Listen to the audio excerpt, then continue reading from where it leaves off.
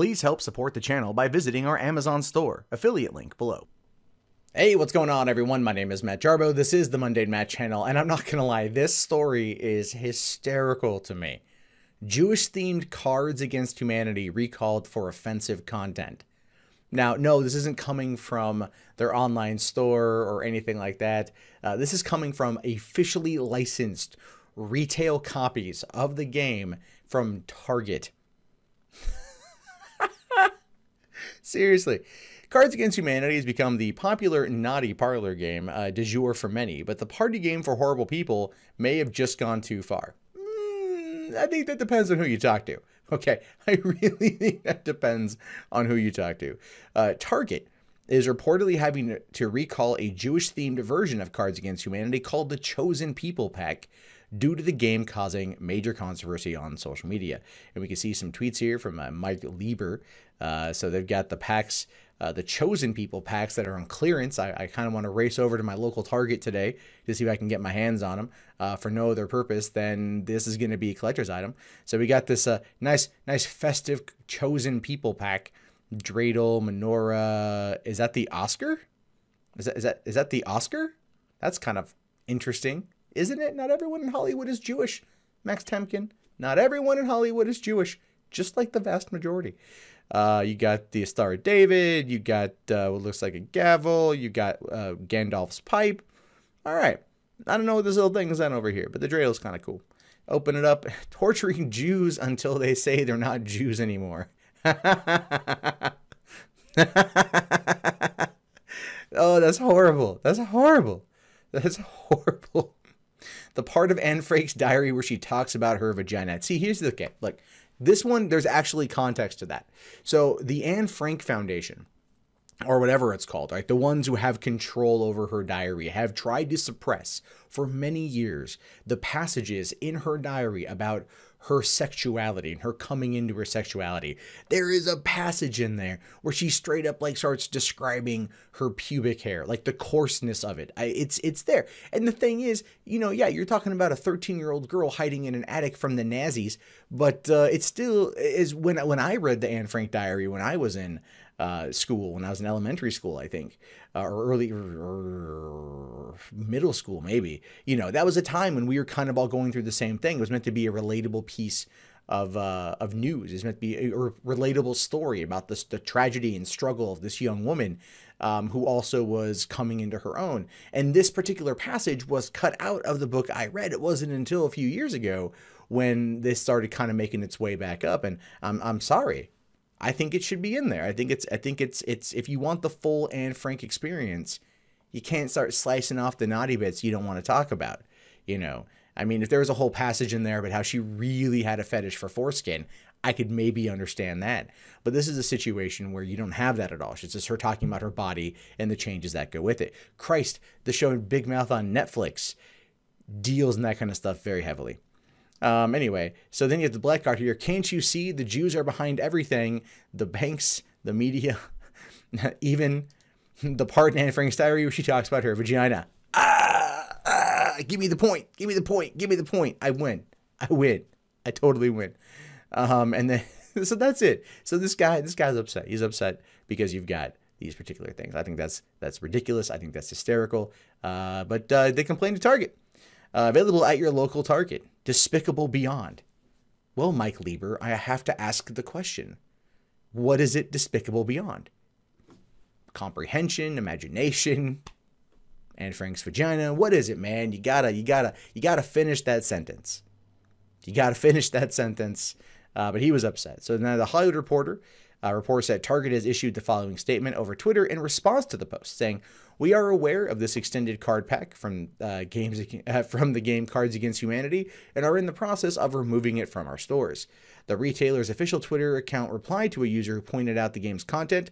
"We apologize for any disappointment, as it is never our intention to offend our guests with the products we carry." But you're carrying Cards Against Humanity and literally anyone can buy it, where there are things worse than Anne Frank's vagina that are in them. No one is getting upset. What does any of this have to do with the price of tea in China in regards to content you were already previously selling? This is why I hate this kind of shit. This is why I really dislike outrage culture. Now, other social media users are quick to point out that there's a major bit of irony at work here simply because, well, Max Temkin is Jewish. My favorite Max Temkin story is from right before Gamergate's beginnings in August of 2014, where he was accused of sexual misconduct from a previous girlfriend who blasted him on Facebook.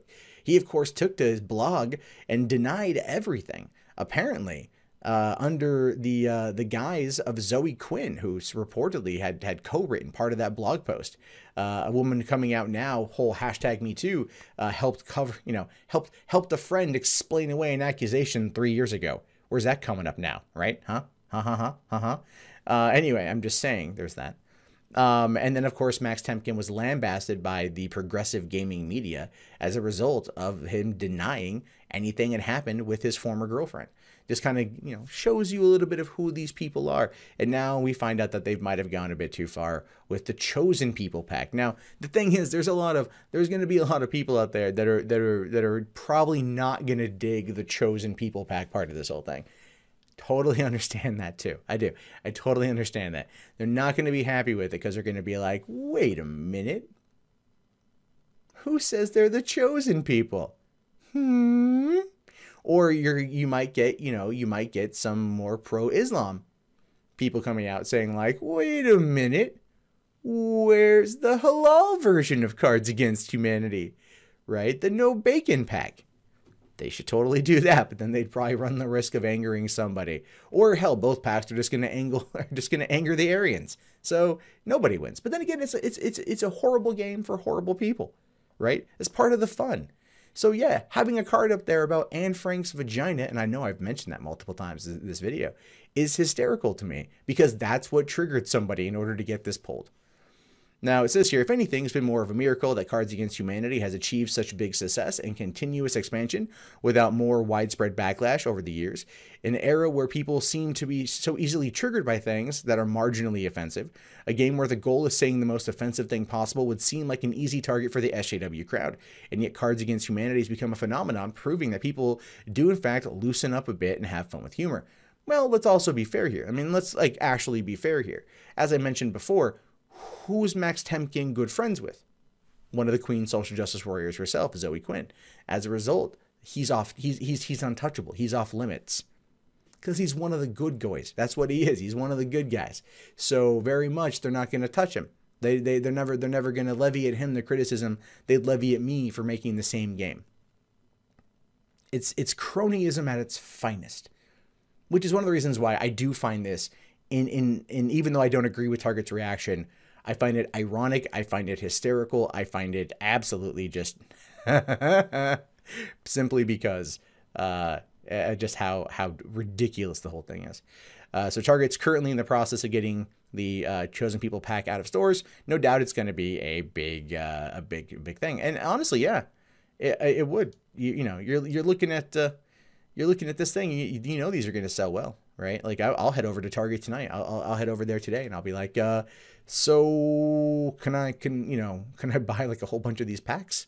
And did you notice here though? Did you notice how like on this whole thing, it's $250 on clearance, right? $250 on clearance. How much was this pack beforehand? It shows you how much money Cards Against Humanity makes. If anything, and let's just be fair, if anything here, Cards Against Humanity at this point is now going to become more popular because this is considered taboo. This is considered off limits. This is considered, like bad. All right. Like it's been deplatformed, so to speak, because of an offensive joke about Anne Frank's vagina.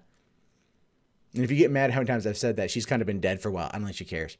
And she wrote about it in her book, man. That's the whole thing. There's context to that particular one, which is why I find it to be so funny that it was in there because of the context.